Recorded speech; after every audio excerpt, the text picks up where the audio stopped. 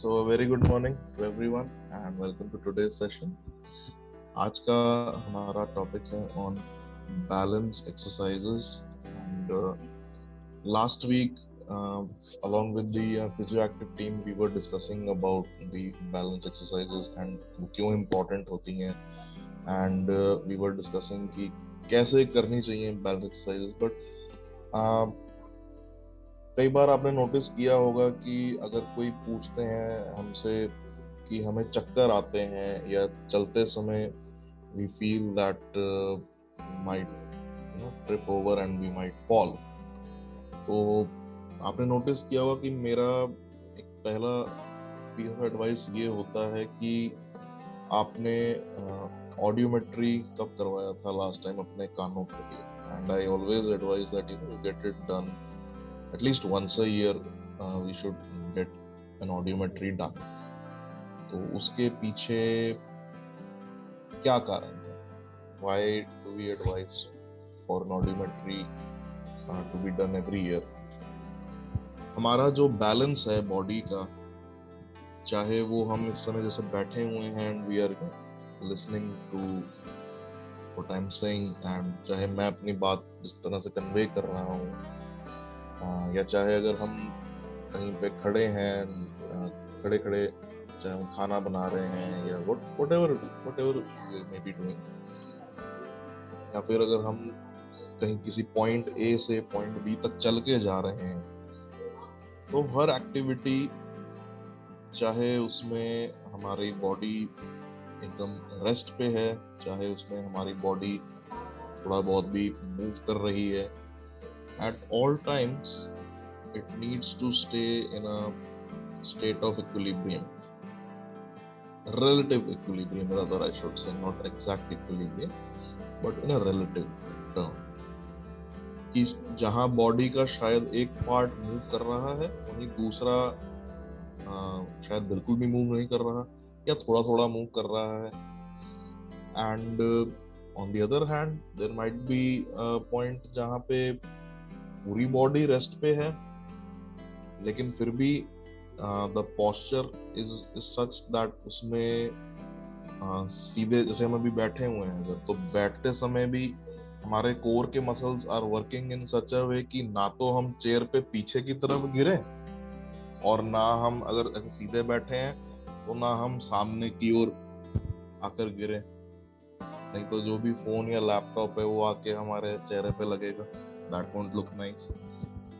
So इस पूरे mechanism को कंट्रोल कौन करता है, and since this has been going on for a long time, हम अपना डायनामिक या स्टैटिक बैलेंस जिसको कहते हैं इन दोनों टर्म्स को, हम उसको कैसे मेंटेन करते हैं, that whole process has been going on ever since an individual is born. तो उसके पीछे जो पूरा मैकेनिज्म होता है उसमें दो चीजें काम करती हैं. एक तो the coordination between our muscles, जैसे मैंने बताया कि हमारे कोर के muscles both the front and the back of the core muscles are working in such a way कि ना हम आगे गिरे ना हम पीछे गिरे. Then secondly coming back to why I always say कि ऑडियोमेट्री करवाते रहना चाहिए साल में एक बार, क्योंकि जो हमारा इनर ईयर है, inner ear is basically the part of the ear that is behind the eardrum. Front of the ear or outer ear is the one that we see, जो हम देख पा रहे हैं इतना हिस्सा, ये हमारा outer ear है. इसका पर्पस सिर्फ है साउंड वेव्स को कैच करना. इसका शेप और पूरा मतलब डिजाइन इस तरह से बना हुआ है कि साउंड वेव्स को कैच कर पाए. देन मिडल ईयर इज जहां से आउटर ईयर की बाउंड्री से होते हुए up till your eardrum, कान का पर्दा जहाँ पे होता है, which is basically like a stretched membrane, एक रबड़ बैंड की तरह होता है, और it catches the sound waves, थोड़ा एम्पलीफाई करके वापस ब्रेन की ओर भेजता है. जो इनर ईयर है उसके दो पर्पस होते हैं हमारी बॉडी में. एक तो होता है सुनने का, of course, to catch the sound waves, to interpret them in the way that they are supposed to be. मैं इस समय जो भी कह रहा हूँ आप उसको सुन पा रहे हैं वो तो एक बात है, लेकिन सुन के उसको समझना, उसको इंटरप्रेट करना, वो कहीं ना कहीं पे इनर ईयर और ब्रेन के बीच का एक आपस में टीम वर्क होता है, जिसकी वजह से they are able to accomplish that. अगर वो बीच का रिले खत्म हो जाए तो जो हम अपनी ओर से कहना चाह रहे हैं, whatever we try to convey, it will become just words, it won't have any meaning behind it। वो मीनिंग उससे तभी निकल के आता है when our inner ear and brain works in a synergy, it works as a team, और वो जो बोला उसे इंटरप्रेट करता है। देन दूसरा फंक्शन जो बहुत इंपॉर्टेंट है, almost you can say just as important as hearing, is कि वो हमारी बॉडी का बैलेंस भी मेंटेन करता है। हमारे दोनों year drums like I said कि एक स्ट्रेच मेम्ब्रेन की तरह होते हैं, उनके बीच में एक certain amount of air pressure होता है। जैसे अगर आप नोटिस करेंगे कि कई बार अगर लोग कहते हैं कि हमें लग रहा है जैसे हमारे कानों के पर्दे जो वो अंदर की ओर कोई उन्हें पुश कर रहा है, एयर प्रेशर बाहर से थोड़ा ज्यादा लग रहा है, तो हम उन्हें क्या एडवाइस करते हैं, हम कहते हैं हम नाक बंद करिए, जैसे फूंक मारते हुए या नाक से जैसे एक्सेल करने का जोर लगाइए, तो क्या होता है, कान के पर्दे ऐसे they pop out, they tend to be stretched on the outer direction. दोनों ईयर ड्रम्स के बीच में there is a certain amount of air pressure which needs to be maintained, क्योंकि वो आगे हमारे पूरे नेजल कैविटी से भी कनेक्ट होता है। So that is another important function। हमारी क्वालिटी ऑफ वॉइस को वो कंट्रोल करता है। इन medical term it is called the timber of voice, जो कि सबकी वॉइस को यूनिक बनाती है। कि नहीं, दो लोगों की आवाज मिलती जुलती हो सकती है, लेकिन it is never the same. अभी यहाँ इस प्लेटफॉर्म पे आप सब बैठे हैं, सबकी आवाज अलग अलग है, एंड सबको हम उनकी डिस्टिंक्ट आवाज से पहचान लेते हैं। अगर अभी रंजना मैम कुछ बोलेंगे तो अगर चाहे मैम का कैमरा ऑफ भी हो, या एक बार को अगर मेरा भी कैमरा ऑफ हो, even then I will be able to figure out कि अच्छा रंजना मैम ने कुछ कहा, क्यों? क्योंकि मैं आवाज से पहचान लेता हूँ। ऐसे ही अगर किरण मैम अगर कुछ कहते हैं तो हम अगर इवन मेरा अगर कैमरा ऑफ है तो आई कैन रिकॉग्नाइज कि किरण मैम कुछ बोल रहे हैं, क्या बोल रहे हैं, because of that particular timber of voice that each individual has। Then इसका बैलेंस से क्या लेना देना? जो एयर प्रेशर दोनों कानों में एक इक्वली मेंटेन रहना जरूरी होता है, वही कहीं ना कहीं पे हमारी पूरी बॉडी का बैलेंस भी मेंटेन करता है। एक छोटा सा एग्जांपल अगर हम दें आपको, अगर मैं आपको कहूँ कि अभी आप चेयर से खड़े होकर गोल गोल घूमिए 25-30 बार, rotate for 30 times and then रुक जाइए, आप तो रुक जाएंगे, लेकिन आपको लगेगा कि अब कमरा घूम रहा है, मैं तो रुक गया लेकिन कमरा अभी भी घूम रहा है, वो कमरा रुक नहीं रहा, and it will take you about 2-4 minutes, maybe 5 minutes to come back to normal. Ear membrane के पीछे जितना जो इनर ईयर है वो एक फ्लूइड के अंदर प्लेस्ड होता है, एंड जब हम घूमते हैं गोल गोल, क्योंकि हमें नहीं घूमना चाहिए, तो होता क्या है कि once we stop, तो हम तो रुक गए, लेकिन वो जो फ्लूइड है अंदर वो अभी भी गोल गोल घूम रहा है, वो भी अंदर ही अंदर उसमें कुछ ना कुछ मूवमेंट हो रही है, कुछ लहरें उठ रही हैं, and it keeps on moving. And जब तक वो मूव करता रहता है हमें लगता है कि चक्कर आ रहे हैं, पूरा कमरा घूम रहा है, and if we try to walk in a straight line we may end up falling down. And with age what happens is कि ये फ्लूइड डिहाइड्रेट हो जाता है समय के साथ, it tends to lose its water content, its density, and of course it also affects our hearing। कई बार as we age we tend to use hearing aids also, उसके पीछे भी यही कारण है। and maybe अगर hearing loss शायद उतना prevalent ना भी हो, but हाँ बैलेंस का थोड़ा सा कॉम्प्रोमाइज होना is very much possible in this case। So how to counteract it and how to make sure कि हमारा बैलेंस ठीक ठाक रहे, और कभी चलते समय या उठते बैठते समय we don't fall down, because in this age, at this particular point of life, पैर स्लिप होना, चक्कर आके गिरना, कहने को ये चीजें शायद उतनी रिस्की नहीं लगती हैं जितनी ये हैं एक्चुअली। एक छोटा बच्चा अगर गिरता है, छोटा बेबी चलते समय कितनी बार गिरता है, बट उसको कोई फ्रैक्चर का डर नहीं होता। उसकी हाइट कम है, उसका सेंटर ऑफ ग्रेविटी ग्राउंड के बहुत पास है, इतनी सी तो हाइट है उसकी, आधे फुट की तो उसकी हाइट भी नहीं होगी शायद। I don't know what an average height of a baby is, मेरे को पता नहीं है, बट हमारी जितनी भी है, हमारी उस छोटे से बेबी से ज्यादा ही है हाइट। हमारी हाइट 5 फीट समथिंग या 6 फीट के अराउंड या 4 फीट समथिंग होती, तो that is high enough, and from that point if we fall down we do get injured, so one needs to be very careful कि कभी अपने आप को सिचुएशन में ना डालें जहां पर गिर के चोट लग जाए। So now we'll start with the exercises for today. आज की जो भी एक्सरसाइजेस हैं, like I said, they put emphasis on the balance, so इनमें बहुत ज्यादा कुछ strenuous activity नहीं है ये। These are very mild exercises. These can be done very with a very minimal amount of effort. But before we begin, हम थोड़ा warm up जरूर करेंगे। So चेयर्स को पीछे कर लीजिए, थोड़ी जगह बना लीजिए अच्छे से, और दोनों हाथों को आगे ले आइए इस तरह, एंड हाथों को चलाएंगे थोड़ा फास्ट।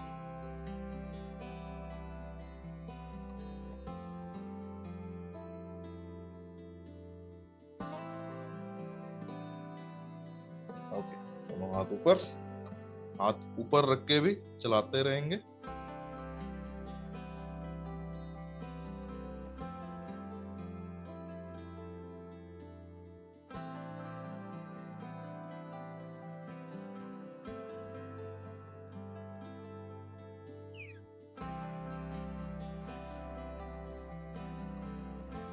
ओके, रिलैक्स, हाथ नीचे ले। अब हाथों को साइड में ऐसे उठाते हुए पीछे की ओर ले जाएंगे, अच्छे से पीछे की तरफ स्ट्रेच करेंगे हाथों को, जितना आपसे स्ट्रेच किया जाए। Hold it there for 10 seconds and वापस आगे। अगेन पीछे की ओर स्ट्रेच करिए,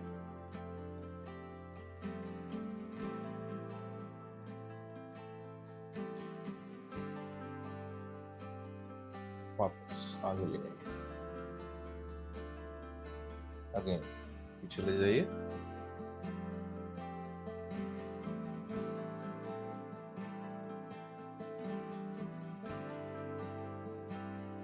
वापस आगे, एंड रिलैक्स, दोनों हाथ नीचे। चलिए, now to start with the main exercises. Most of them will be done while standing, so पैरों का उसमें वार्म अप अपने आप साथ के साथ हो जाएगा। सो आप सब प्लीज चेयर से खड़े हो जाइए अपनी, so that we can begin. Chairs को थोड़ा साइड में कर लेते हैं, जगह बना लेते हैं अच्छे से।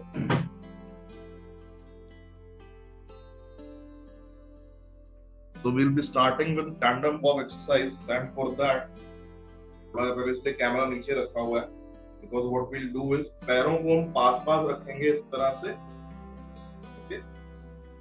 अगर आप चाहें तो थोड़ा बैलेंस इंप्रूव करने के लिए हाथों को फैला सकते हैं इस तरह, हाथों को थोड़ा दूर रखेंगे, एंड पैर को एक के आगे एक इस तरह से रखते हुए try to walk in a straight line with your hands slightly apart.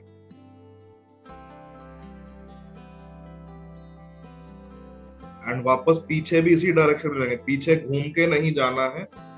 While facing forward, पैरों को पीछे की ओर ले जाते हुए वापस जहां से हमने शुरू किया।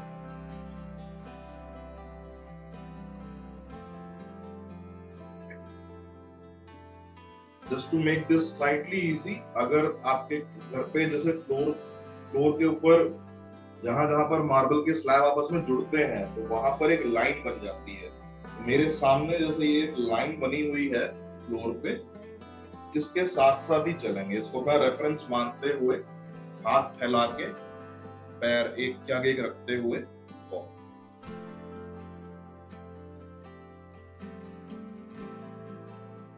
वापस पीछे।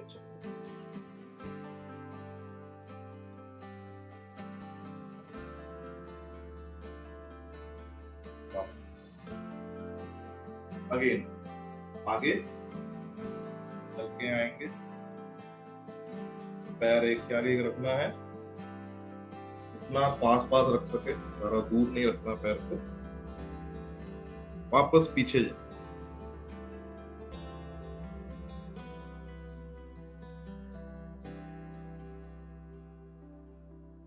And relax.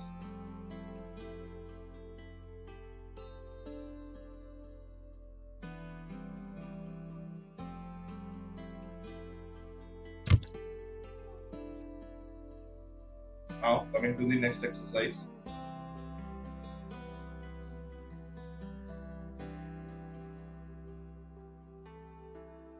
जब पैरों को पीछे की ओर ले जाएं, I notice couple of elders are still doing it.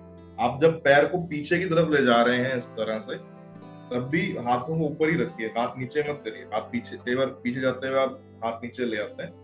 Keep them up like this. अपना बैलेंस दोनों तरफ मेंटेन रखना है। Even when you are going back, rather पीछे की ओर जाते हुए गिरने के चांस ज्यादा होते हैं।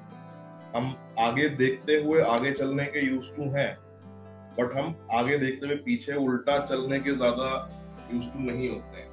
So make sure that when we are walking back, हाथ ऊपर रखिए, इस तरह नीचे मत लाइए, फॉर योर ओन सेफ्टी। चलिए, now coming to the next exercise.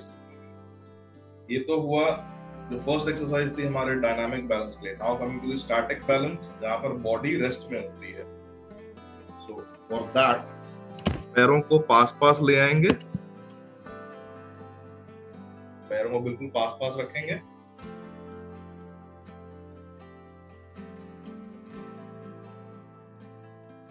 दोनों हाथ कमर पे इस तरह। लुक इन द फ्रंट, सामने दीवार पे कोई पॉइंट इमेजिन करिए, या फिर any object that is there on the wall, keep staring at it, and धीरे धीरे, बहुत ही धीरे धीरे, बहुत ही केयरफुली अपने पूरे बॉडी को राइट की तरफ लीन करेंगे।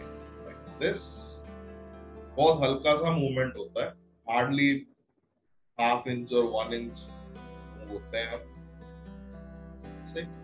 जहां आपको लगे कि इससे ज्यादा उधर की ओर नहीं झुका जाएगा, वापस सेंटर में आ जाएगा।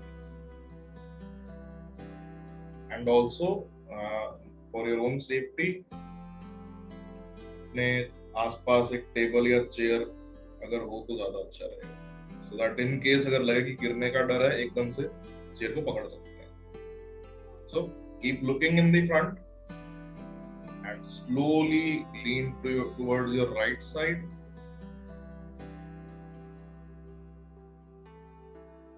वापस सेंटर में आएंगे, देन लेफ्ट की तरफ हल्का सा अपने पूरी बॉडी को टिल्ट करेंगे, वापस सेंटर, अगेन राइट,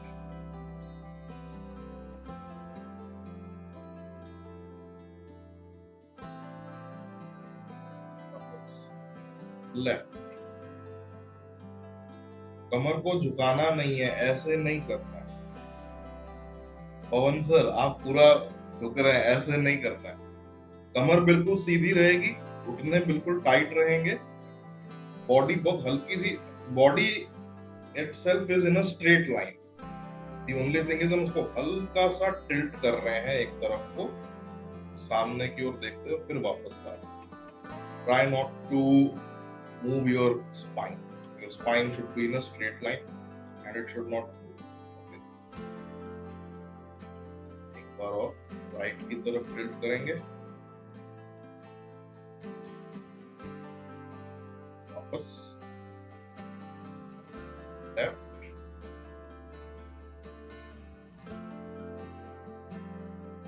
अनुराग, पैर तो नहीं उठाना ना इसमें? नहीं मैम, पैर जमीन पे ही रहेंगे, पैर बिल्कुल नहीं उठाना। Okay, thank you.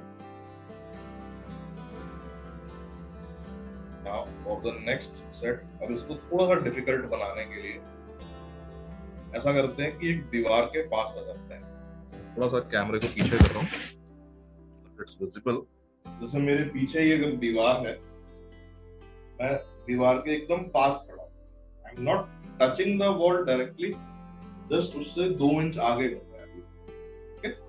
सो आप भी कोई भी दीवार या दरवाजा, अलमारी, any flat surface that you have in your room, उसके पास खड़े हो जाएंगे। And again to continue with this exercise, थोड़ा सा तो हमने डिफिकल्ट बनाया है।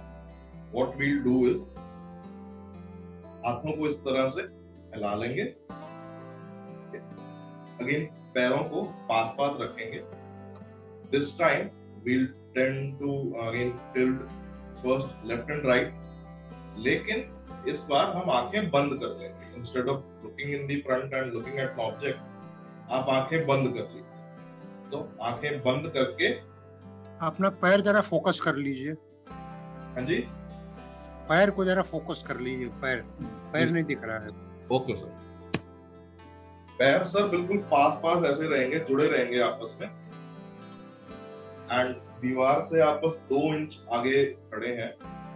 दीवार पे टच नहीं करना है, दीवार के सहारे नहीं खड़े होना है, उससे 2 इंच आगे खड़े हैं। हाथ ऐसे हिला के, आंखें बंद, एंड धीरे से अपने पूरे बॉडी को राइट साइड में टिल्ट करेंगे। ध्यान रखना है कि जहां आपको लगे कि गिरने का डर हो, आंखें खोल लेंगे और वापस सेंटर में आ जाएंगे। That is why I said कि दीवार के पास खड़े हुए अगर हल्का सा भी बैलेंस लगता है कि जा रहा है, तो एकदम दीवार के ऊपर हाथ रखना है। The leg remain on floor.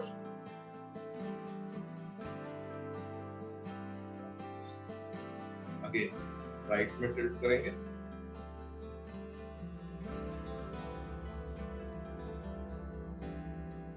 वापस centre, left,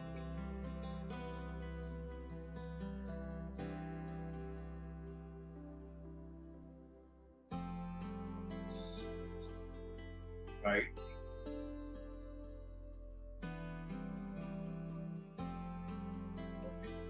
now for the next part, धीरे धीरे पीछे की तरफ लीन करेंगे, हल्का सा बस दीवार को टच करते हुए वापस आ गया। पैर वहीं रहेंगे, पैरों को कोई मूवमेंट नहीं करना है, सिर्फ अपनी बॉडी को पीछे की ओर लीन करते हुए हल्का सा बस दीवार को टच किया एंड वापस आगे आ गए। और पीछे की ओर लीन करिए एंड दीवार को टच करके वापस। अगेन लीन बैक, दीवार को टच किया एंड वापस आगे आ गए। Now This one is slightly more difficult. हाथ ऐसे ही रखेंगे, आंखें बंद रखेंगे और आगे की तरफ झुकेंगे, ना आगे बेंड किया जाए एंड वापस।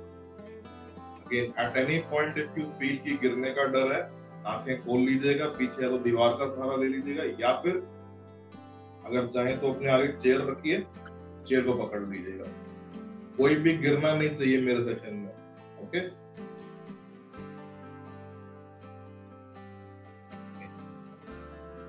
आगे की तरफ लीन करते हुए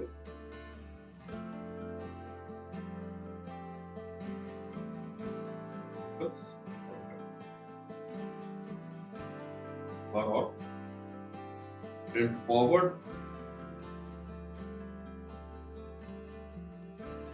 and back. Relax. दोनों हाथ नीचे ले आइए,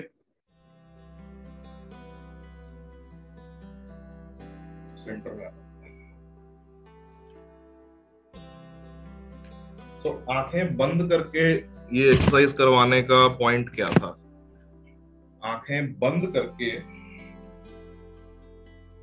we are depriving our brain of any awareness of our surrounding. हमने एक बार आंखें बंद कर लिया तो हमें नहीं पता हमारे आसपास क्या हो रहा है.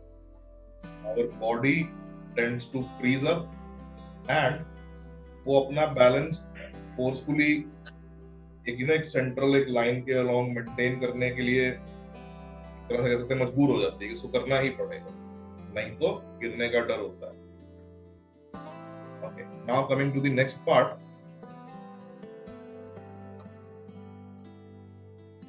आप अपने फिंगर को using one finger, using my index finger I'm using, हाथ को इस तरह से आगे ले आएंगे तो आप पीछे कर दूंगा.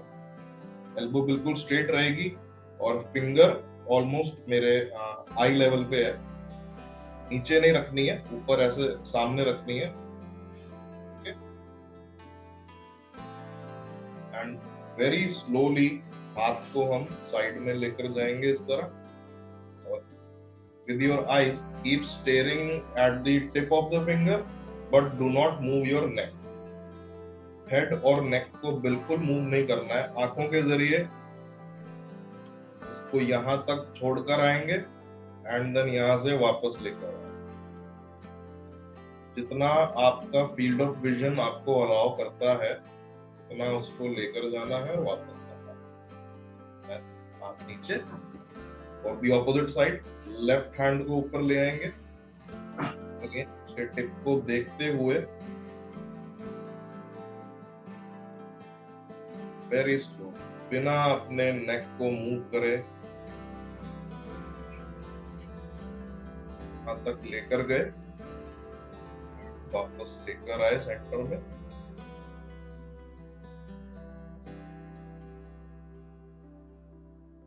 And again right hand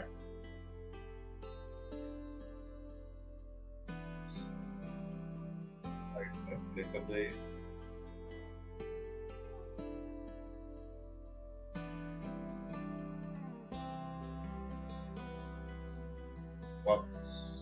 centre में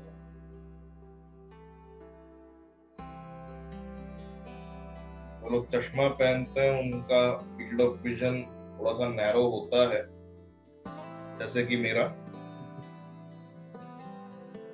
तो चश्मा नहीं पहनते उनका फील्ड ऑफ विजन थोड़ा वाइड होता है, तो they can actually move their arm further the side. जितना मैं ले जा पा रहा हूँ मेरा हाथ यहाँ आके रुक जाता है. चश्मा नहीं पहनते उनका हाथ पूरा यहाँ तक भी पहुंच सकता है. वापस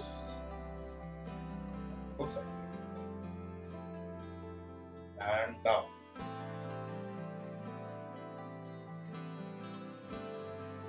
हाथ को नीचे ले.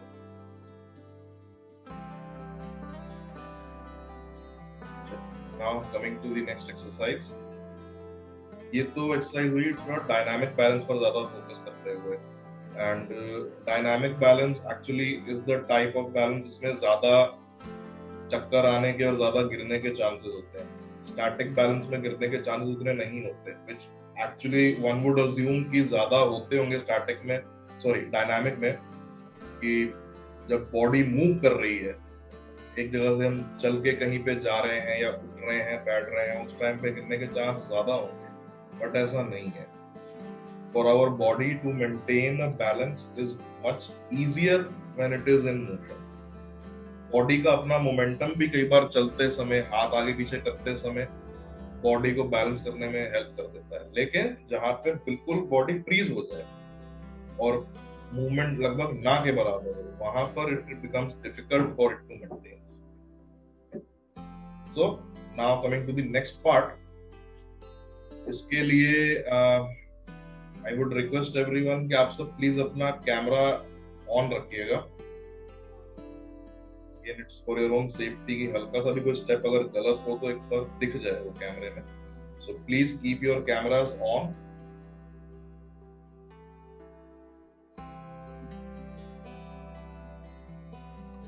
ऑन कर लीजिए सर.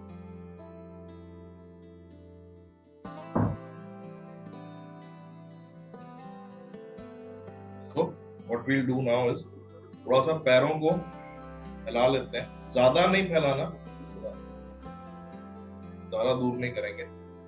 मैं एक बार कैमरा हल्का सा नीचे कर देता हूँ। तो ज्यादा दूर नहीं किया, पूरा ऐसे नहीं फैलाया, सिर्फ थोड़ा सा। अब ध्यान से मैं जो जो इंस्ट्रक्शंस दूंगा आप वैसे वैसे फॉलो करेंगे एंड उस पर्टिकुलर पार्ट को मूव करेंगे। सो इफ आई से राइट हैंड, अब राइट हैंड को ऐसे ऊपर उठाएंगे। इफ आई से लेफ्ट हैंड, आप लेफ्ट हैंड को ऊपर उठाएंगे। इफ आई से राइट लेग, अब राइट लेग को इस तरह से ऊपर उठाएंगे।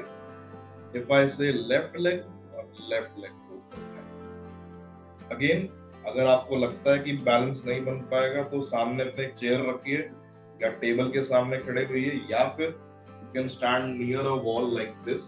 पूरा वेट उसके ऊपर मत डालिए, दीवार पे लीन नहीं करना है, लेकिन दीवार के पास खड़े। मेक श्योर कि जरा भी बैलेंस बिगड़ना नहीं चाहिए, कोई गिरेगा नहीं मेरे। ओके, तो थोड़ा सा पैरों को इस तरह से रखेंगे, हाथ ऐसे। Be very careful, in instructions को ध्यान से सुनिएगा। Left hand,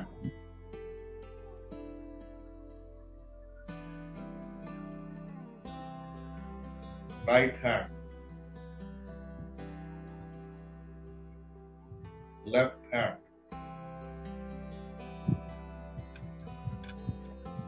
right hand, right hand, and left leg.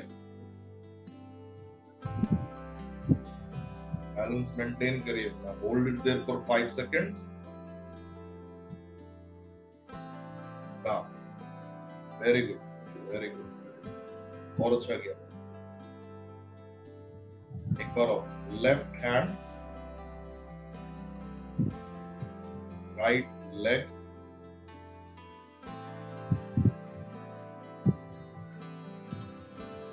down. Very good. Again, right hand,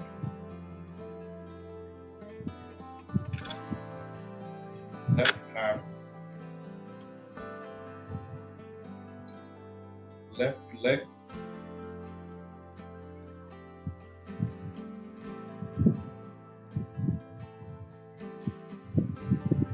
left hand, left leg.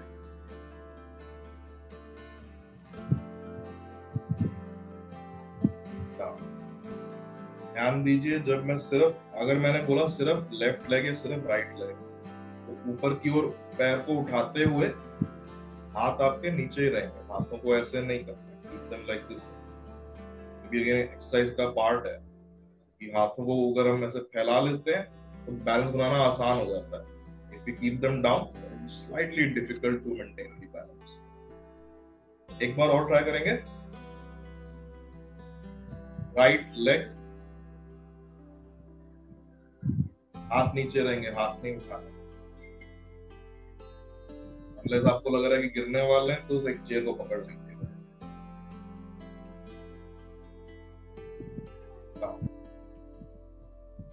Left leg, left hand, बिना लेफ्ट लेग को नीचे लाए, लेफ्ट लेग अभी हवा में ही है। Hand down, relax. Right leg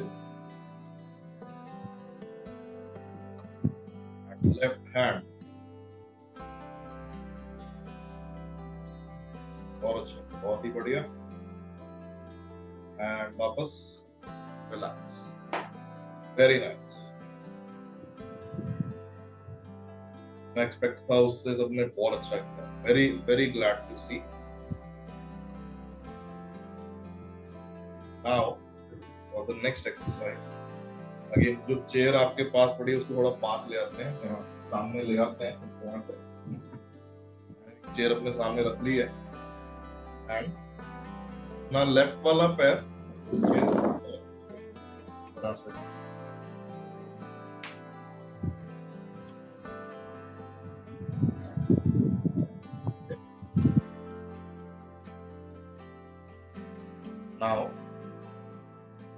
आंखें बंद करके, जो पैर नीचे की तरफ है, जैसे my right leg is straight on the ground, आंखें बंद करके धीरे धीरे इस घुटने को बेंड करेंगे, नीचे की ओर जाएंगे एंड वापस ऊपर आएंगे.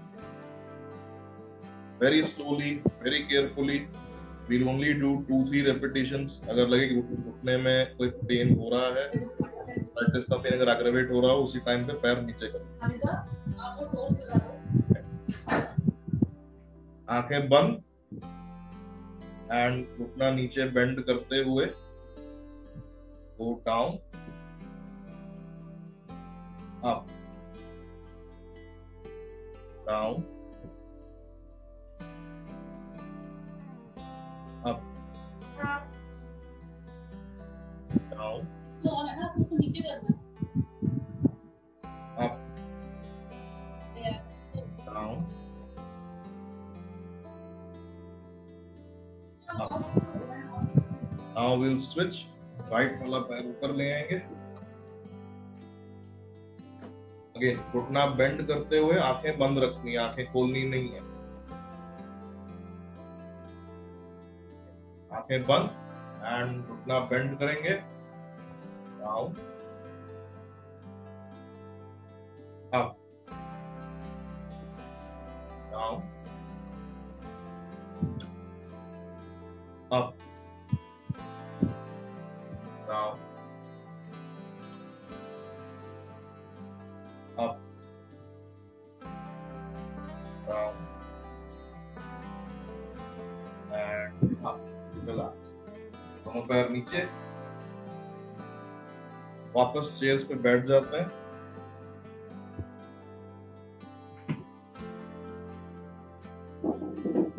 बस बैठ जाइए चेयर्स पे. हैं तो पानी पी लीजिए. ये थोड़ा चैलेंजिंग था. हाँ जी, ये थोड़ा चैलेंजिंग था. एक्चुअली में जब तक आंखें खुली होती हैं तब तक उतना डिफिकल्ट नहीं लगता. जब आंखें बंद करते हैं तब बॉडी धीरे धीरे दाएं बाएं झूलना शुरू करती है. एंड आंखें बंद होती हैं तो ऐसे इम्बैलेंस सा हो जाता है. जी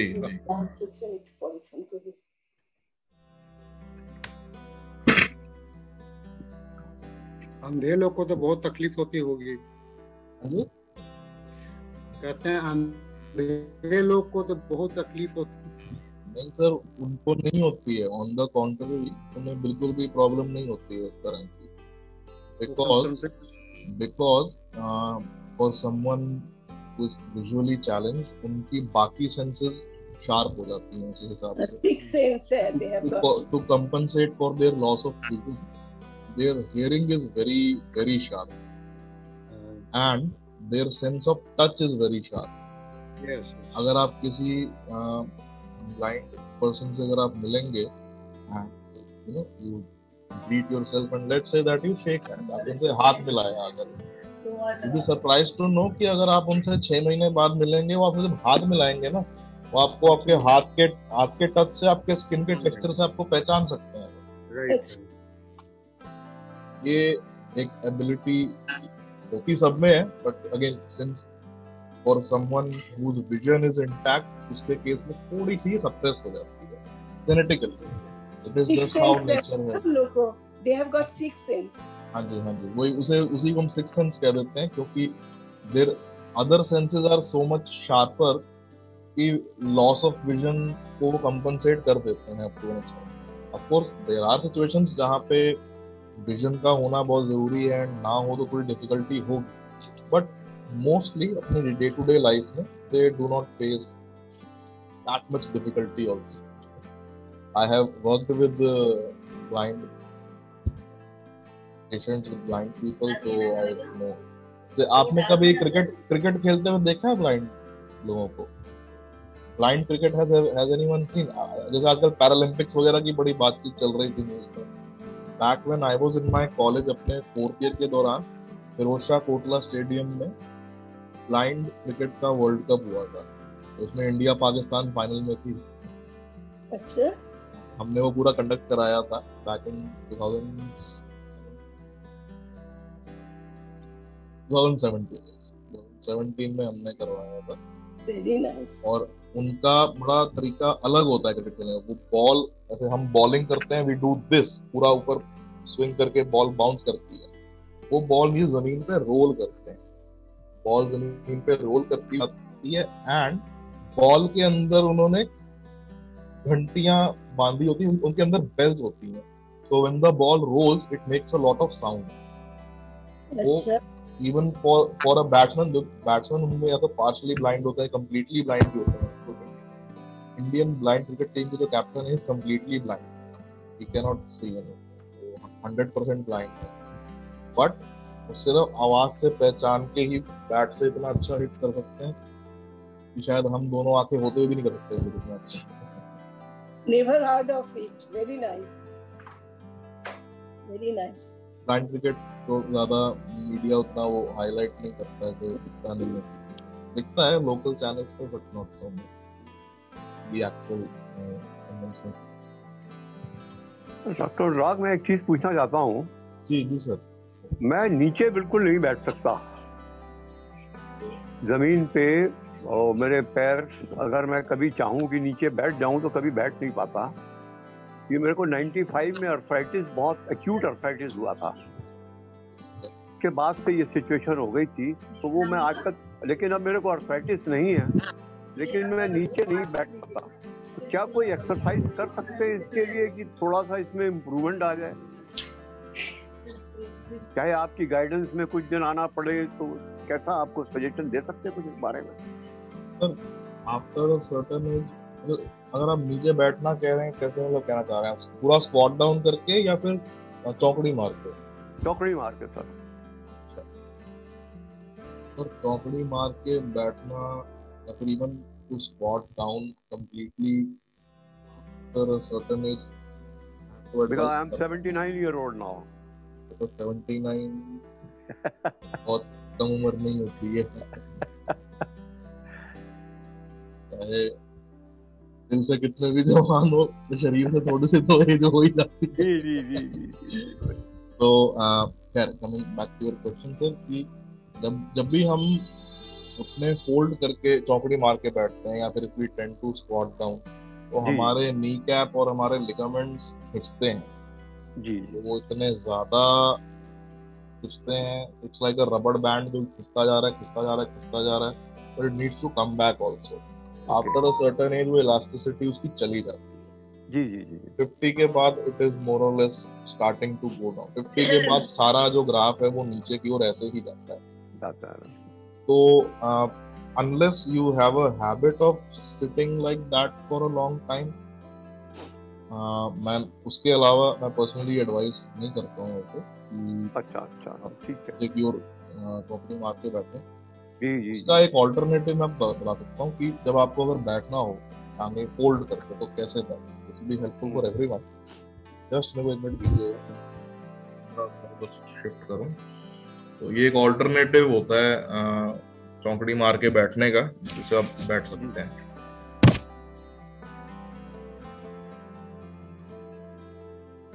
जैसे अगर ये कह रहे तो भी फ्लोर से ऊपर है, बट मैं ऊपर बैठ के मैं बता देता हूँ।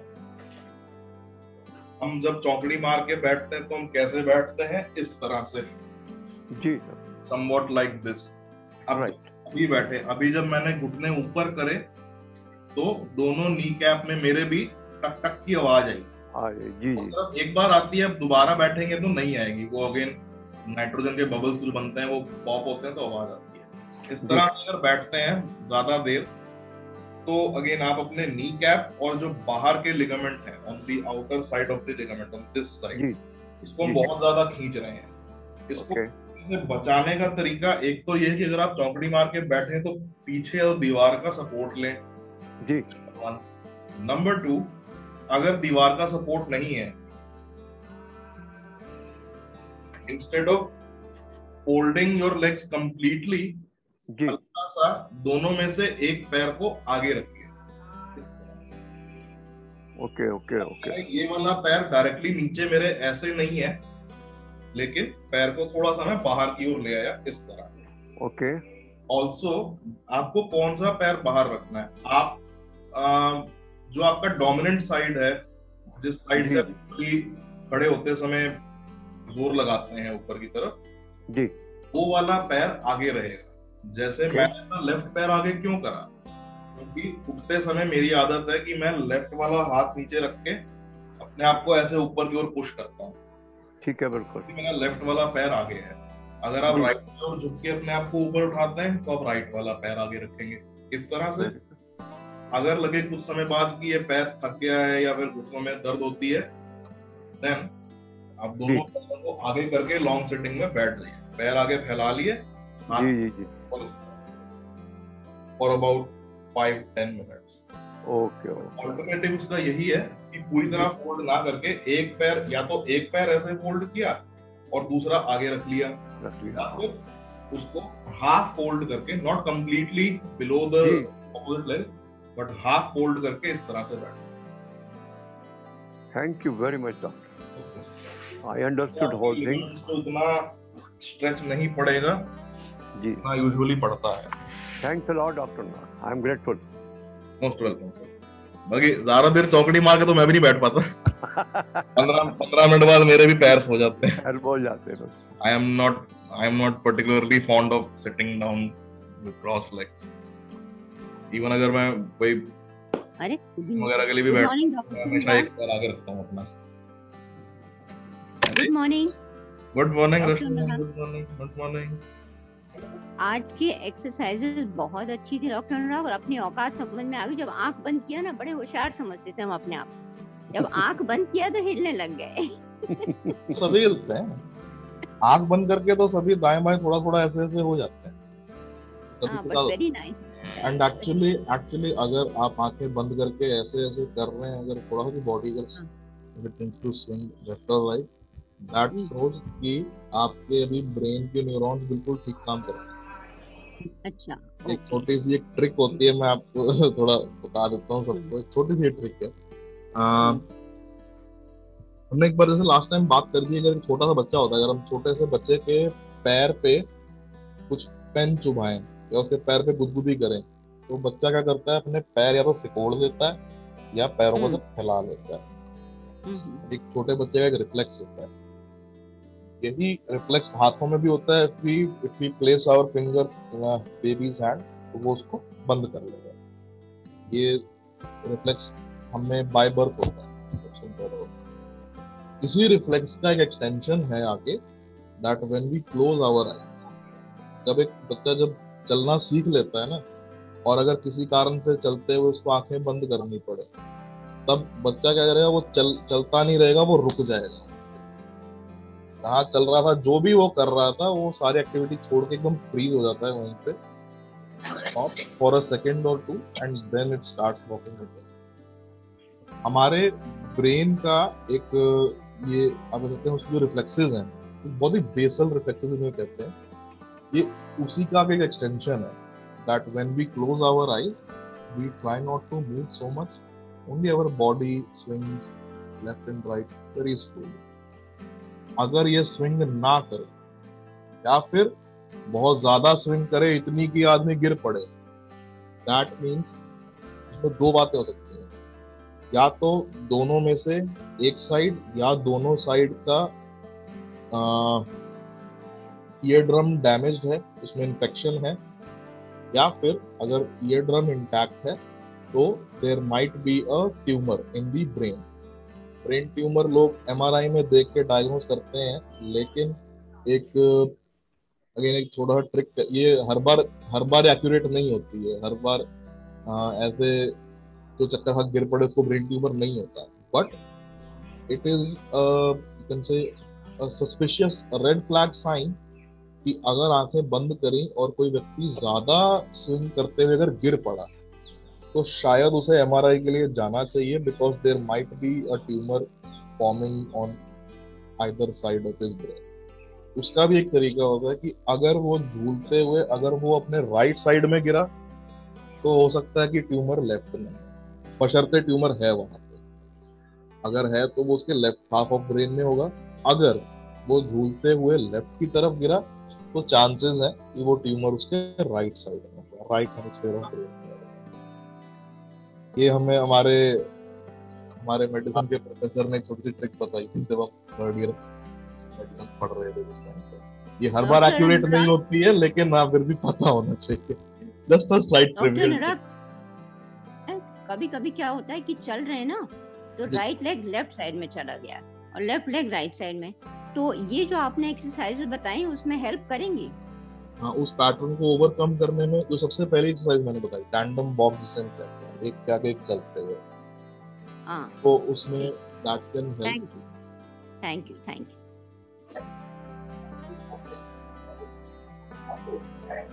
Any other question? Otherwise, Question, Dr. Anurag. हाँ जी। To do most of the exercises. Very good session. वो कोई डिफिकल्टी तो नहीं हुई एक्सरसाइज करने में? नहीं ऐसी नहीं, एक्सेप्ट वो चेयर वाला जो था लेकिन घुटने पे काफी जोर पड़ता है इसमें, तभी मैंने ज्यादा एक्सरसाइज उसकी नहीं करवाई। 2 या 3 रेपिटेशन काफी होती है। It puts a lot of pressure on your kneecaps. Okay, so have no further questions, then I think we can close the session for today. So thank you so much to everyone for joining in.